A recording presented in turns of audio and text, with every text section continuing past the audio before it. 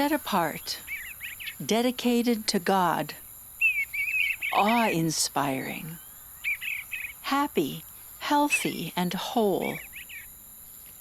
These are ways of describing the sacred.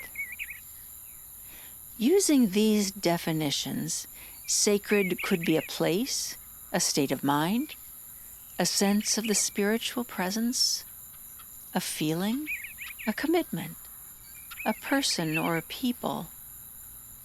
What else could be described as sacred? Set apart, dedicated to God, awe-inspiring, happy, healthy, and whole. We talk about the church sanctuary as a sacred place. Maybe that's because of the years of prayer that have taken place there. Prayers of our hearts echoing off of walls that have heard so much. Maybe it's because we approach the sanctuary with the expectation that God will speak.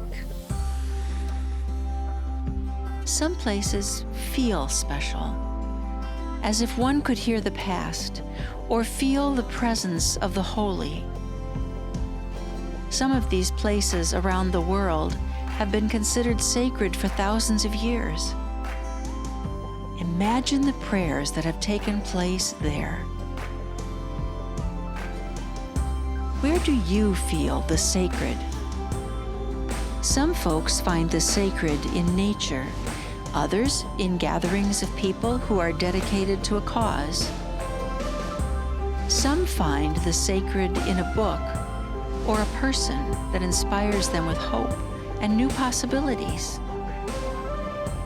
Some find the sacred in things or places that seem mundane to another person. The sacred place that Josh, Brody, and I went to last fall was Kinstone Park on a bluff in Fountain City. We went there for an example of what a sacred place is, so we can go on our own adventure to find our own sacred place. While we were there, we followed the park map to different landmarks of the past. We reflected on what made them sacred and why they were sacred. As we worship in our homes, we can create the intention of sacred space by treating it as sacred. What is our idea of a place and time to worship? We can enter our worship time with the expectation that God will be present and prepare ourselves to perceive it. We can also find the sacred anywhere that we enter with an expectation of awe and wonder. It might be our workplace, or a common spot such as a grocery store. People are inspiring as we listen with new ears. The title for this week's video is, What is your sacred space?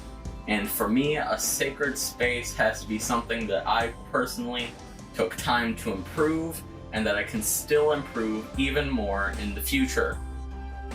This space that I have cleaned up used to be a very cluttered and very messy storage space. And now it's a place that I can relax and reflect in without any noise or any bother from anything else in the world. It's just a space where I know that it's for me. Dinner's ready. It might be our own homes as we set aside a place to enjoy creativity or to listen to one another. When was the last time you expected to hear something amazing from those around your supper table? Perhaps you have shared an awe-inspiring bird or sunset or person with your loved ones through an online chat or Facebook post. Jesus said, "Blessed are your eyes because they see, and your ears because they hear." He said this to his disciples who were open and present, unlike some who hadn't understood. Perhaps expecting to experience the sacred is opening our eyes and ears to the presence of God. Is this also the act that makes a place or moment sacred? My sacred place would be in the woods. To me, the woods is set apart from the rest of the world because all you hear are the birds and nature. It is awe-inspiring because there's so much to see. The woods is happy, healthy, and whole because it is quiet and undisturbed by buildings and houses.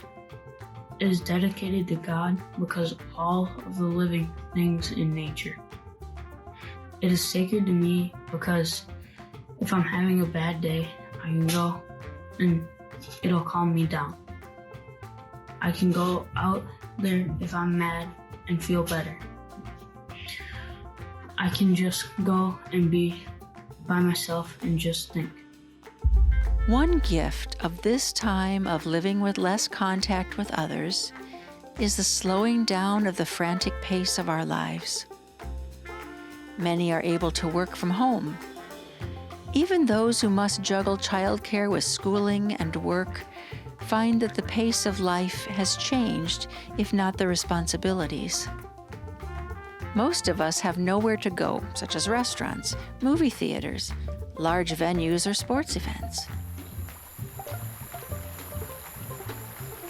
Slowing down may help us to recognize the sacred in many more places than we used to. Where is your sacred space?